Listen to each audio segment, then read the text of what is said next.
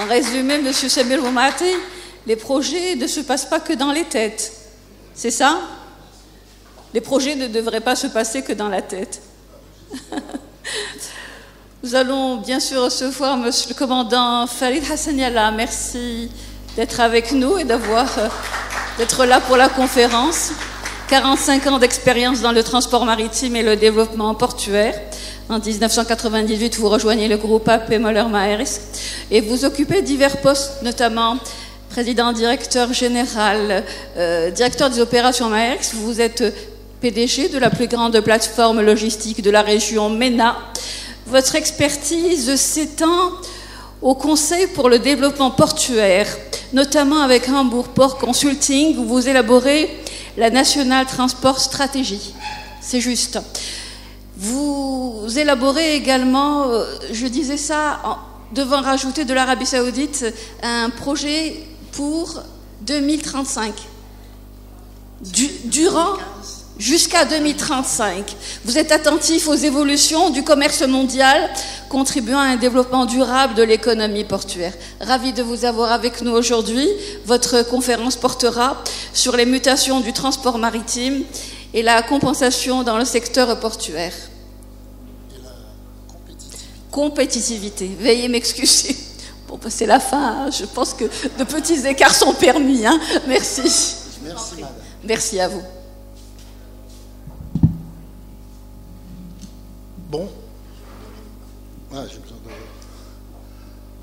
Bonsoir à tous et merci pour l'attendance. Bienvenue aux invités et à mes collègues et les autres. On va essayer très rapidement d'étoffer un petit peu sur tout ce qui a été dit, les dernières mutations, puisque c'est naviguer sur l'avenir, de parler un peu du futur, en se basant sur les données actuelles, ce qu'on connaît, bien sûr, la magie des chiffres de l'UNCTAD et nos expériences personnelles. Je vais parler essentiellement de ce qui se passe à travers le monde pour relativiser et laisser à chacun l'expression d'évaluer où chacun se trouve par rapport à l'évolution qui est en marche dans le monde, dans le transport maritime. Les mutations du transport maritime et la compétitivité dans l'industrie portuaire. On parle de quelques indicateurs économiques, les enjeux et défis du transport, la typologie de la flotte mondiale, le transport maritime conteneurisé, qui va être un élément le plus important, les changements par les alliances, les routes maritimes, les principaux passages commerciaux, la route de la soie, l'industrie portuaire et les ports, les grands ports du monde, les grands opérateurs terminaux, l'Afrique, puisque tout le monde parle de l'Afrique et du réseautage, les défis portuaires du futur, et quelques analyses et recommandations et une approche stratégique. Les défis pour le transport maritime. On rentre dans le vif du sujet.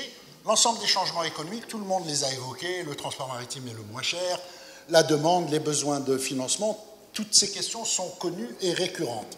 La stratégie qu'on voit actuellement ces dernières années, c'est la formation d'oligopoles, de grands groupes financiers qui s'allient et qui essayent de réduire les coûts, qui essayent de massifier le transport et qui choisissent des destinations de prédilection où ils peuvent faire leur business le plus simplement du monde avec l'aide autant des États que des opérateurs économiques, que des gens qui investissent dans le domaine. La technologie, la digitalisation qui a aidé ce développement, les investissements dans l'interland, les nouvelles routes maritimes et aussi les désinvestissements. Parce qu'il existe des endroits à travers le monde où les gens se retirent. Pourquoi? Parce qu'il y a trop de contraintes, parce que les frais sont un peu plus chers ici. Par exemple, en Singapour, Tanjung Pelepas, à un moment donné, à cause d'une augmentation de tarifs, tu as 40 millions de conteneurs par an qui s'échappent et qui vont directement sur Tanjung Pelepas et qui laissent Singapour. C'est une perte immense pour ces trucs-là. Je vais revenir en arrière. Maintenant, le commerce maritime. J'ai pris les chiffres de l'UNCTAD, les plus récents, puisque la revue Maritime Transport. Sur les futures années, le business en tonnes pour le transport maritime prévoit une croissance de 2,5% pour 2025, 2,5% jusqu'à 2029-2003. Pour le conteneur, il tourne autour de 3,5 en 2024. C'est une augmentation juste après le Covid. Après la chute, ça reprend. 2006, 2,5, 2,5 à peu près rectiligne. Ce sont les projections. Dans ce trade, le volume a atteint 12 milliards de tonnes, alors qu'il était, il n'y a pas si longtemps, à 11 milliards de tonnes. Les produits qui ont le plus gagné, c'est le colle, les produits LPG. Le conteneur n'a pas tellement évolué. Il est resté à une croissance de 0,4% en tonnes. Si on prend la composition de la flotte mondiale, les gens disent on a des navires, on a des trucs, il faut mettre les pieds sur terre, ok? La flotte mondiale, janvier 2024, c'est 108 769 navires pour 2,6 milliards tonneaux de jauge brute. C'est passé, si vous regardez, j'ai mis les chiffres, en 2021, c'était 94 171. Avec, je vous ai donné les grands types de cargo, tankers, trucs. Vous revoyez ici, par rapport à 1980, que ça a changé dans la typologie des demandes. Le conteneur en 80, c'était 2%. Là, c'est 14% en 2024. Ce sont les chiffres de l'UNCTAD encore. Merci Yann. Pour les facteurs clés du développement de transport maritime. C'est vrai que c'est le transport le moins cher du monde, c'est vrai que c'est 90%, c'est vrai que les processus ont varié avec le développement des économies des pays, l'ouverture et le flot de commerce. Les ports ont joué aussi un rôle important. Ce qu'il faut savoir, c'est que le développement des ports, de l'interland, du transport maritime, sont des opérations internationales. Ce sont des opérations économiques. Ce n'est pas de la philosophie ou de la poésie ou un truc comme ça. Les gens sont là pour faire de l'argent, pour se développer sur un canal donné, et puis il n'y a pas de place à des histoires de sentiments ou de passion ou d'émotion. C'est du business.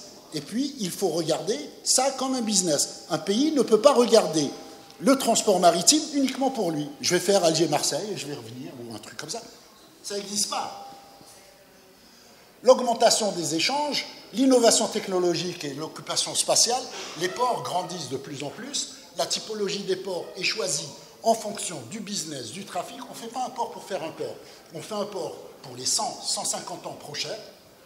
On aligne un trafic et un volume. On ne fait pas un port parce que, tiens, là, on a un port ou un truc comme ça. C'est en fonction d'un marché, d'un volume, d'une attractivité, d'une relation et d'un réseautage commercial à travers une certaine zone, une certaine région.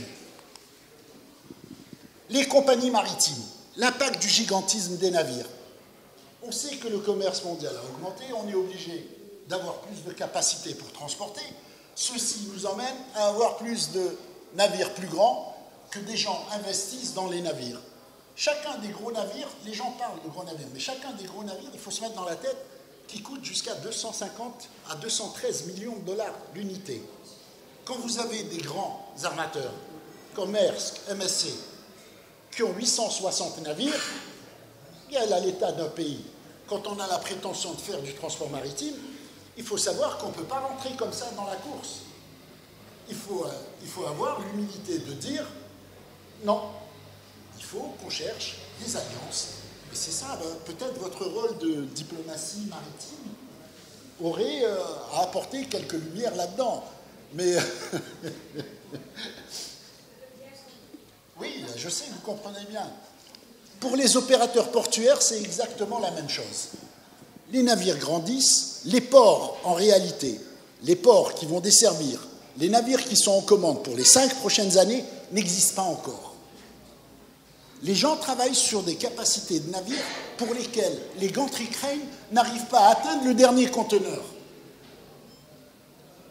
Et nous, on est encore en train de réfléchir à est-ce qu'on va faire un port pour 5000 ou ça suffit, 2500, non. Non, il faut réfléchir grand, il faut voir loin, parce qu'on regarde sur 150 ans, 100 ans. Un port, c'est pour le développement d'un pays, d'un environnement, d'un réseau. Bon, j'ai juste là, pour amuser tout le monde, c'est qu'actuellement, les Chinois travaillent sur les plans d'un 32 000 TU, ok, pour savoir à peu près où on est. Actuellement, en construction, il y en a 2 de 27 500. Ils sont en construction.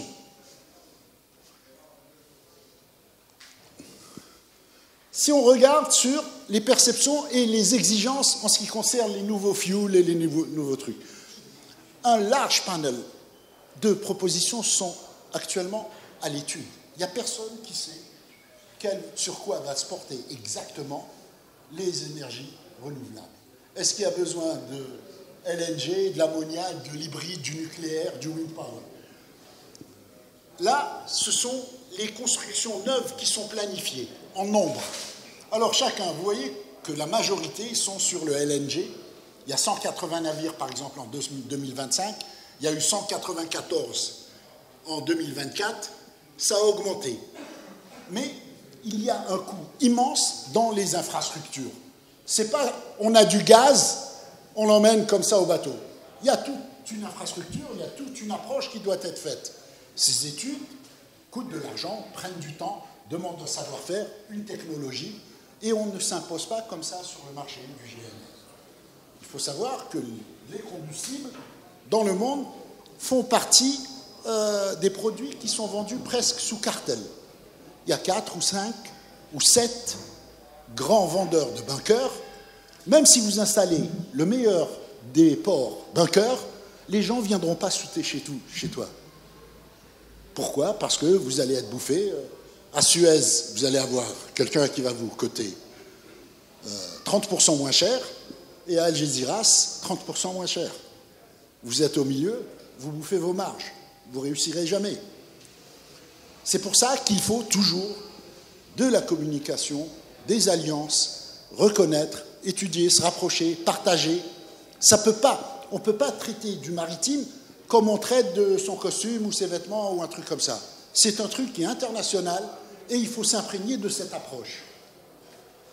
Si on regarde, ça c'est un truc que j'avais ajouté en ce qui concerne les par type de propulsion. En termes de conteneurs, quelles sont les capacités qui sont lancées en développement? On voit par exemple en 2021, c'est 4,2. En 2024, c'est 3,1 millions en TU, la capacité à développer.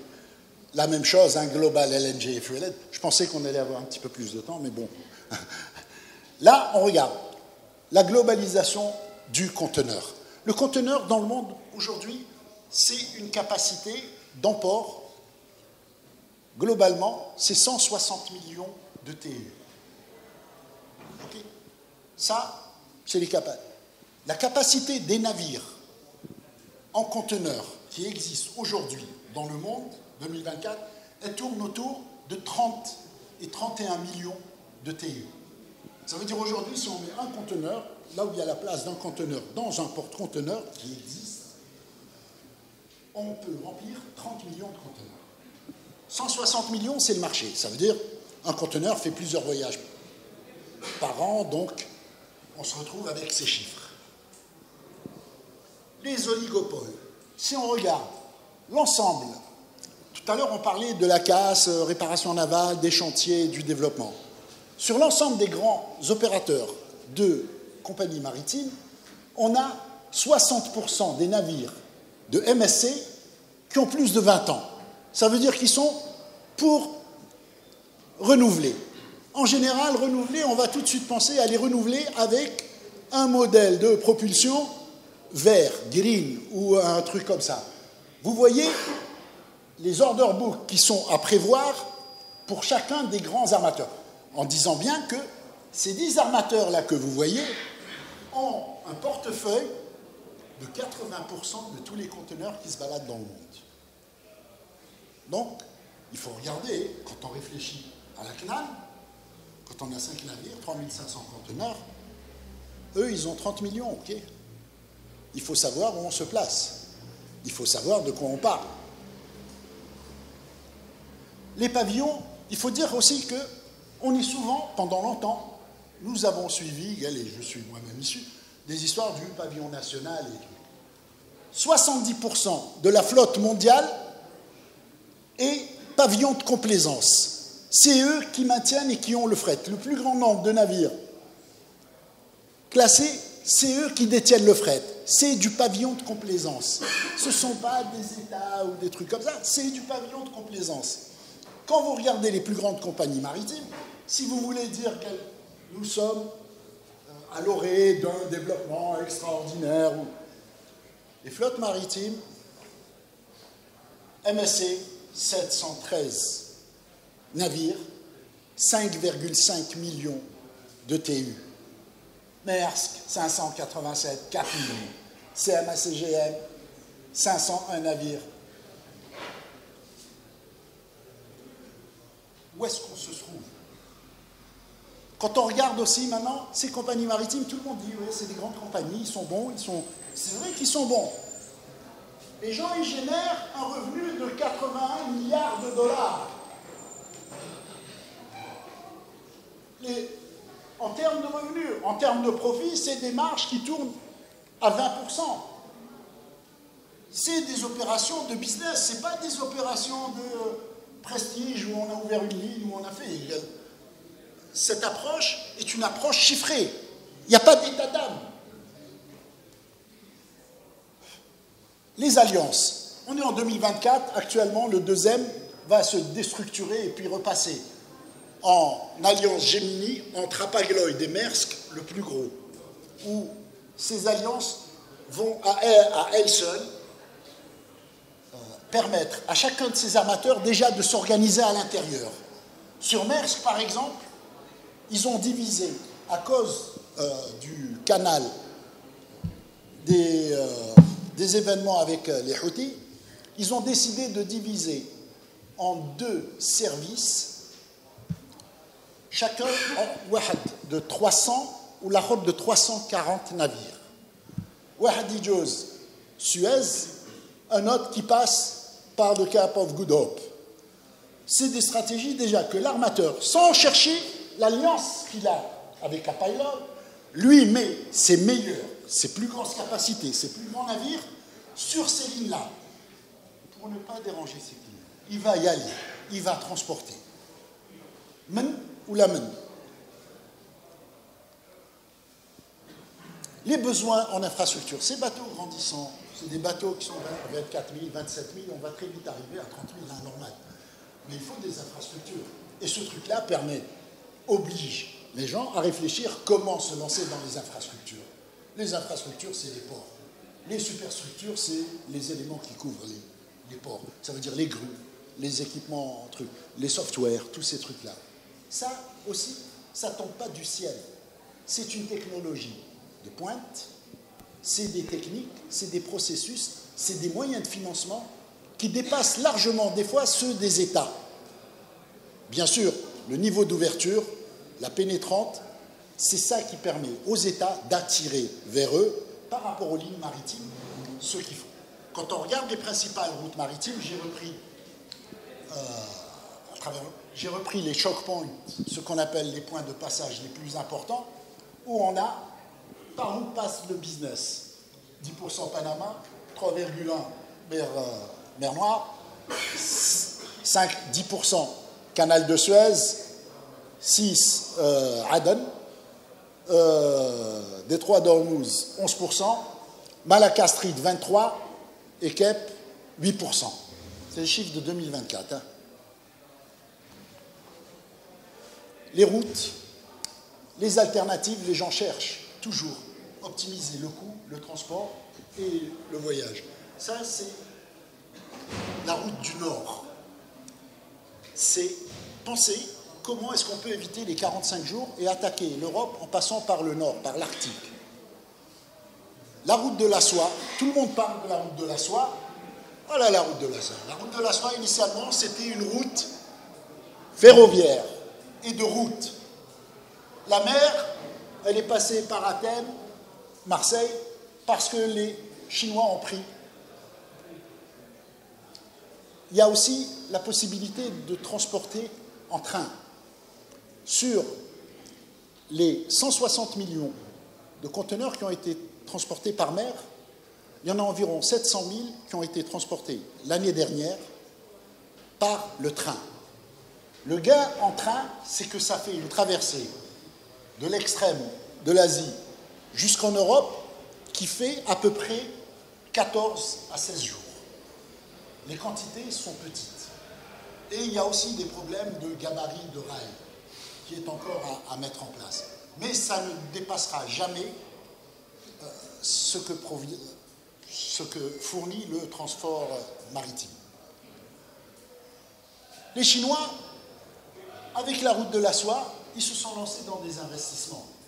Et ce n'est pas pour rien. Ils savent, chez eux, en Chine, leurs terminaux, ils brassent 262 millions de TU. Ça veut dire s'ils disent qu'on va venir à chercher, mettre 6,5 millions, ils savent. Ils savent de quoi ils parlent. Le business qu'ils veulent mettre à Cherchell, oui, mais ils ne veulent pas le mettre comme ça.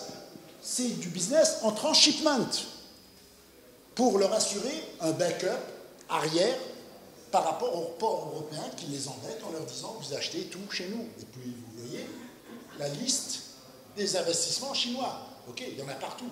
En Belgique, en Hollande, à Marseille, à Bilbao, à Zeebrugge, au Pirée, à Valence, à Hambourg, en Allemagne, bien sûr. Et chacun, ils savent, leurs 262 millions de TU qui sortent de chez eux, ils ont besoin d'avoir un link ici en Méditerranée. Pour les ports, on peut dire qu'à travers le monde, il y a 4 936 ports, répartis dans 196 pays. En Algérie, il y en a 13. Ce qui est important, sur ces 4 936, il y en a environ 900, globalement, qui sont dédiés aux conteneurs. Simplement aux conteneurs. Le challenge pour l'industrie, c'est la stratégie des grands opérateurs portuaires. Ce n'est pas n'importe qui va faire la manutention. Et mon ami Boumardé peut, s'il est là, peut confirmer que Dubai Port, à travers le monde, fait des cadences qui font référence. C'est connu. Alors pourquoi chez nous, ce n'est pas le cas? Si on regarde Shanghai, 50 millions. Oh, pardon. Shanghai, 50 millions. Ça fait 10 ans que Shanghai tourne à environ 48-50 millions de TU. C'est, si vous voulez, 40 fois ce que fait toute l'Algérie. Bien sûr, ils ont des équipements, ils ont des systèmes, ils ont des logiciels, et ils ont le savoir-faire et l'expérience, et ils ont le niveau d'ouverture au niveau du gouvernement qui permet de faire une approche scientifique. Ce sont des paramètres. Un conteneur dans un port, ça débarque en moins d'1 minute. Un navire décharge à une speed d'environ 250 conteneurs de l'heure sur le port. Nous, on tourne à 10. On peut regarder, au-dessus de ces ports, il y a des terminal operators. OK. Alors PSA, PM Terminal, Hutchinson, DP World, chacun avec les volumes. Je passe rapidement. En ce qui concerne le développement des capacités, comment ces grands ports attirent les grands armateurs? Parce que les grands armateurs ne vont pas venir dans des petits ports. Et les petits armateurs ne vont pas aller dans des grands ports. Chacun est organisé dans un service interne pour le transport maritime. Vous avez 46% de la flotte des grands porte-conteneurs qui fait plus entre 8 et 13 ports. Le transport maritime, ce n'est pas d'aller Alger, Marseille, et revenir Marseille, Skikda. Ces 13 ports, c'est une ligne dans laquelle on aligne des 17 000 TU en ligne, 7 ou 8 qui font un tour du monde et chaque jour Le navire est à peu près dans un port. Il ramasse tout ce qu'il y a et il s'en va. Il ramasse tout ce qu'il y a et il s'en va. Soit tu as les capacités en conteneur, en hommes et en navire, soit tu t'abstiens parce que tu ne peux pas tenir la route. Ce n'est pas rentable. Il y a des seuils minimums de perception. Un porte-conteneur pour avoir un slot cost intéressant et payer dans chacun des ports les frais de manutention, il doit réussir à couvrir ce truc-là. Maintenant, il y a les listes, il y a les hubs et les gateways. Et je souhaiterais apporter une petite clarification. Quand les gens parlent de hub, okay, il est important de... Tout à l'heure, j'ai entendu quelques trucs, mais un hub, c'est un port essentiellement dédié au transshipment. Ça veut dire qu'il n'y a pas de trafic domestique. Peut-être 1%, 2%. Mais essentiellement, c'est ça. En ce qui concerne les gateways, ce sont des ports qui ont une partie de transshipment et qui peuvent permettre la desserte via des feeders ou autres moyens à desservir des zones intérieures. Et c'est très important parce que la classification des ports, elle se fait par elle-même. Même si un port fait 14 millions ou 7 millions de TU, ça ne veut pas dire que c'est un port, c'est un hub. C'est un port. Et c'est pour ça que j'avais mis ici, et puis j'avais espéré pouvoir approfondir un petit peu, certains ports qui sont hub et certains ports qui sont gateway. OK. Ça, ce sont des prédominantly hub. OK. Gal Makash, trafic intérieur. On ne dessert pas la... C'est du transshipment, c'est des contrats internationaux. Le conteneur qui rentre, il ressort peut-être une semaine, 2 jours après. Le conteneur part une semaine, 2 jours après. Il n'y a pas d'autres contraintes. Si tu veux, les douanes sont suffisamment souples. C'est tout des mécanismes et des process qui sont à mettre en place. Quand on regarde les gateways, par exemple pour les intégrations dans des pôles de compétitivité, les ports, ici en Algérie, c'est simple. Il n'y a pas de compétition entre les ports, ni au niveau tarif, ni au niveau volume, ni au niveau de desserte, ni rien du tout. Ce n'est pas le cas pour eux. La marchandise, elle ne tombe pas du ciel. Entre Anvers, Hambourg, Rotterdam, Rouen, Dunkerque, c'est une lutte féroce, tant pour les chiffres, que pour le volume, que pour les espaces, que pour les avantages, que pour les contrats. Et c'est ça à quoi on arrive. Annaba ou Skikda, ils ne se bagarrent pas pour prendre des conteneurs. Si le bateau vient à Skikda, c'est pour lui. S'il va à Annaba, c'est à Annaba. Même si tu vas à Annaba, tu lui dis, écoute, je te réduis de 20% le prix, viens chez moi. C'est pas la peine. Après, qui c'est qui paye? C'est le client final, ok. C'est le client final, c'est l'économie algérienne. Quand on regarde, pour tous ces ports, pour que cette machine soit bien graissée, il faut qu'il y ait des paramètres et des références. Donc, il y a sur les opérations maritimes, sur les opérations du terminal et sur l'interland. C'est des tableaux de bord. Ce n'est pas l'appréciation de quelqu'un, tiens, un conteneur, on va le descendre en 10 minutes ou 15 minutes. Non. Un conteneur qui descend, c'est moins d'1 minute. Si tu fais plus, c'est que tu es en train de bouffer de l'argent et perdre. Je ne suis pas loin. Il y a un tableau de bord de performances aussi qui sont des performances financières. Le revenu par individu employé dans un port. Machine, on recrute, on met 4000 personnes dans un port. Et il y a c'est des tableaux de l'UNCTAD. Hein, je pense que ce sont les moyennes à travers le monde. Et au cours des années, vous pouvez voir le temps d'attente pour un navire en heures, maximum c'est 7 heures, valeur moyenne. Ok. Le temps de tonnage débarqué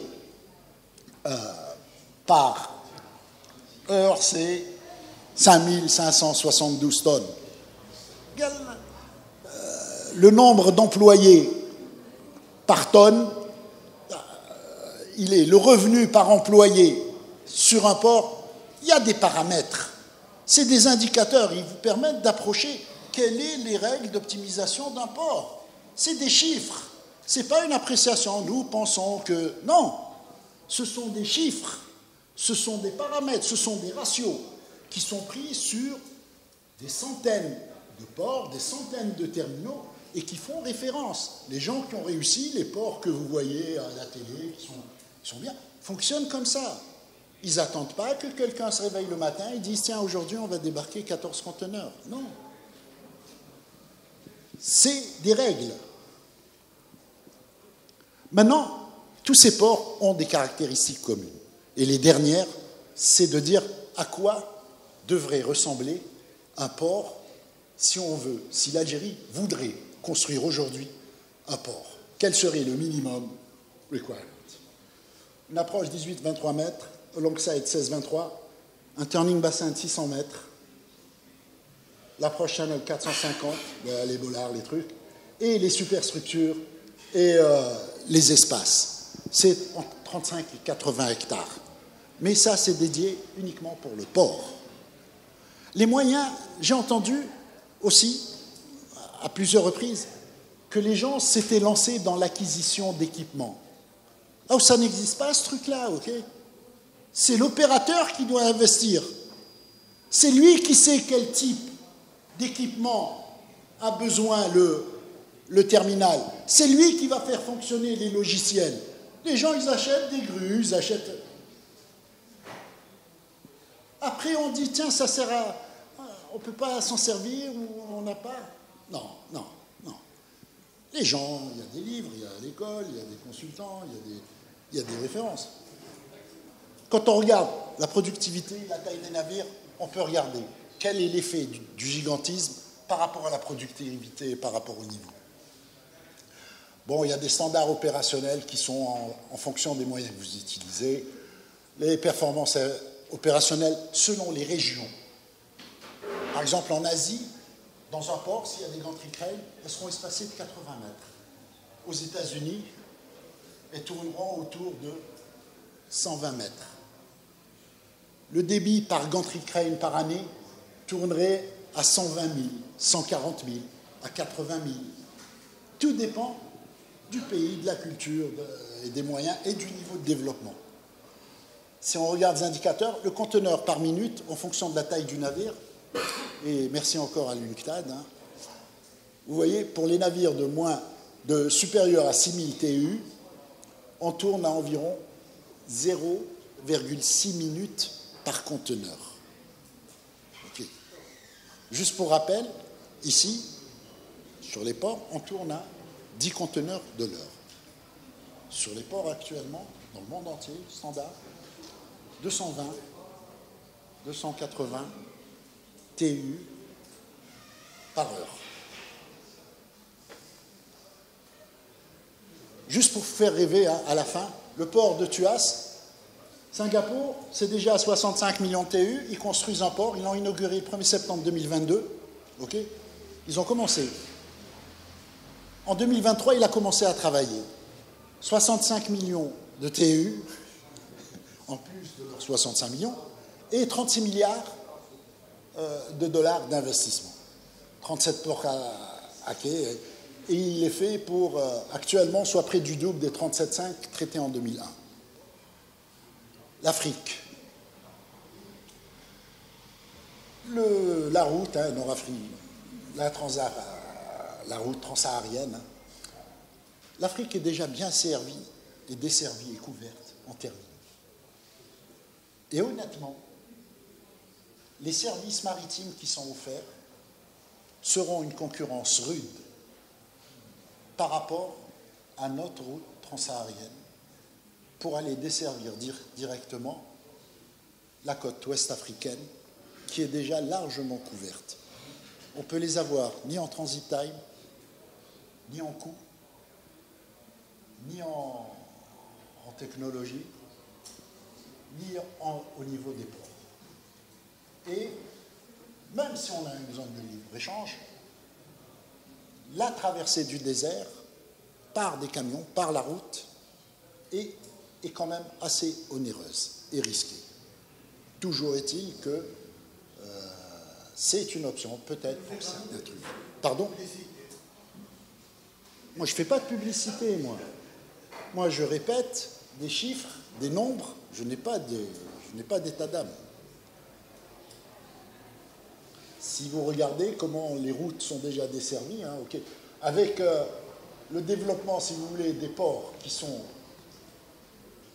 Si vous regardez les desserts des ports, hein, vous avez toute la côte ouest africaine qui ont des terminaux avec des gantry cranes, des RTG et des trucs, et qui se sont lancés dans une grande campagne, en partenariat bien sûr, pas tout seul, avec de grands opérateurs de terminaux, avec de grands armateurs, sur des investissements à coût de centaines de millions de dollars.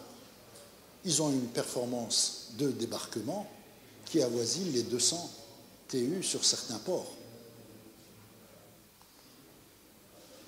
Bon, ça c'est le rerouting, hein, tout le monde en a entendu parler. Moi, ce que je dis, c'est la mise en place d'une stratégie, ok? C'est une vision et des paliers et des tableaux de bord. Les réformes structurelles, il faut qu'il y ait un régulateur, l'autorité maritime, une autorité portuaire. Il faut l'élaboration d'un schéma directeur de 25 à 30 ans, qui soit écrit, qui soit publié, qui soit connu. Ce n'est pas des secrets, c'est le développement d'un pays. Et à ce schéma directeur, qui est révisé tous les 5 ans, viennent s'ajouter des business plans pour voir si ce master plan était viable. Parce que souvent, on dit, tiens, on va développer ça, et puis après, régionalement, ça ne va pas, et ça ne peut pas marcher.